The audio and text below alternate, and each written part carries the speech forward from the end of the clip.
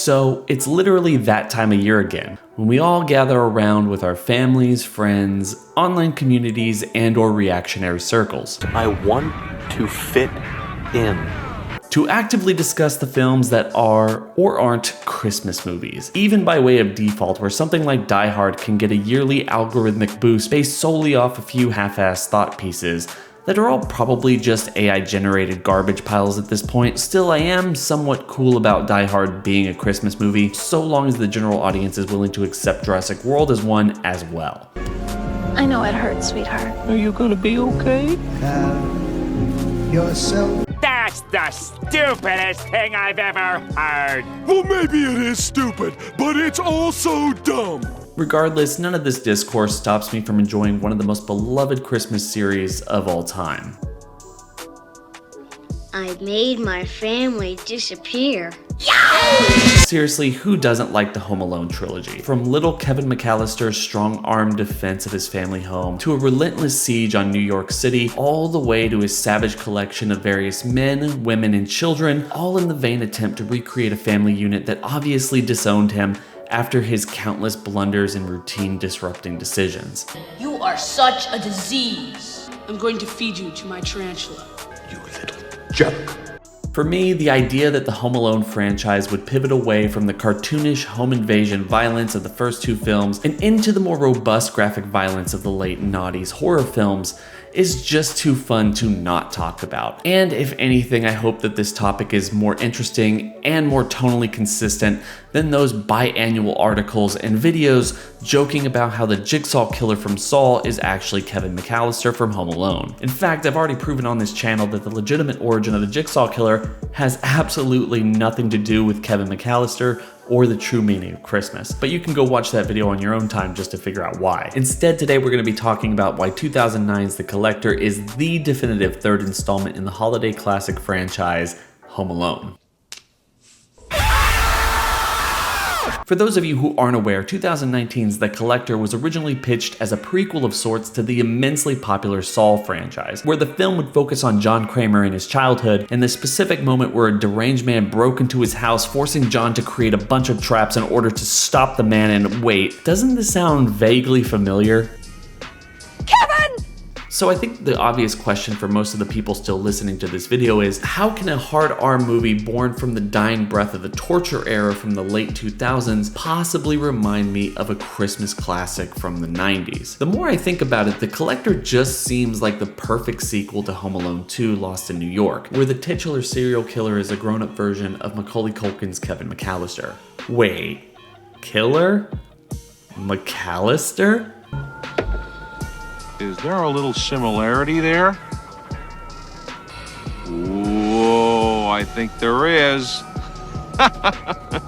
Obviously, this sounds a little bit ridiculous, but let's just go through everything in turn, okay? 1990's Home Alone starts off with the McCallister family scattered around their Chicago mansion as Joe Pesci's character Harry, disguised as an officer of the law, effortlessly enters the household, earning the family's trust and meticulously scoping out the potential value of his future heist during the time the McCallister family is anticipated to be on their annual trip. But after a series of unfortunate events, Macaulay Culkin's Kevin McCallister gets left behind at his family house during the holiday break and is forced to confront the maniacal intentions of the Wet Bandits as he crafts a series of deadly booby traps around his family home in order to save Christmas. A few years later, Home Alone 2 picks up with the McCallister family scrambling to depart on their trip to Florida, where Kevin is once again misplaced and forced to fend for himself in the cruel, dark world of 1990s New York, where the film ultimately culminates with Kevin once again rigging his uncle's home with a series of deadly traps that incapacitate the returning Wet. We're the Sticky Bandits. Real cute. Very cute.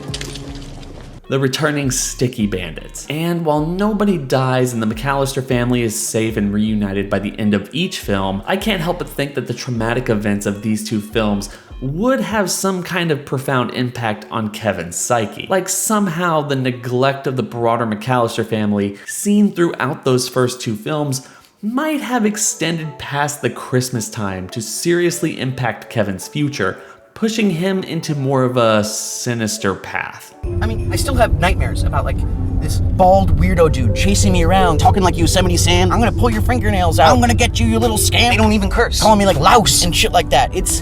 wow. I don't even know. And maybe, just maybe, the rest of Kevin's childhood wasn't all sunshine and rainbows, and instead the small window of family togetherness that we see at the end of each Home Alone installment was nothing more than a reactionary moment of empathy from this profound moment of carelessness and neglect. So what if that emotional neglect eventually led Kevin to seek out other people in order to somehow redo those formative years, correcting the mistakes of the past and rebuilding these bonds that he helped dismantle all those years ago? Everyone in this family hates me. I don't want a new family. I don't want any family. Families suck. I hope I never see any of you jerks again. Enter 2009's The Collector, a movie that begins with Arkin O'Brien, a skilled burglar infiltrating the home of a wealthy family through the guise of a trusted member of society, all with the intention of scoping out the family home. When the family plans to go away on vacation, Arkin takes it upon himself to break into the family home in order to steal the valuables inside, but when he gets there, he finds a little bit more than he's bargained for, as a crazed lunatic has booby-trapped the entire house and is hell-bent on stopping the would-be thief and protecting his possessions inside. And despite the back and forth between Arkin and this lunatic figure, the burglar is eventually caught and locked up for good. Look, obviously these franchises were never supposed to connect, but I can't help but feel like The Collector is a perfect continuation of the Home Alone series, especially after the 2000s. For me, The Collector is an unofficial sequel that manages to recreate all of the similar beats of the original film, but flips the entire script on its head, with the burglar being the main protagonist and Kevin, scarred from the events of the past films, morphing into a villainous role, but not without narrative purpose. Just looking at this one specific movie, the audience understands that the collector is collecting individuals. From this, it's easy to theorize that the collector is collecting people in order to rebuild a family that he otherwise missed out on during his erratic childhood. For Kevin, those warm family moments brought upon by immense neglect and life-altering trauma were probably some of the happiest of his young, impressionable life. And in order to relive that joy, his sick, twisted mind has resorted to creating that specific situation regardless of the collateral damage. At the end of the day, I like this theory because it answers one of the main questions regarding the continuation of the Home Alone franchise in the modern era. And that is, how do you really continue it? Obviously, with the introduction and mass consumption of the internet, cell phones, house cameras, and every modern convenience available in the early 2000s onward, the idea of doing another Home Alone movie has never really made sense. The original, and to a lesser extent its direct sequel, really hinge on the limited forms of communication in the early 90s. Instead, The Collector bypasses those concerns by pivoting the story into a direction where Kevin's character is a murderous psychopath. First, I'm gonna take you to the shower, inspect every body part of yours with actual forceps, including in between your toes and in your belly button.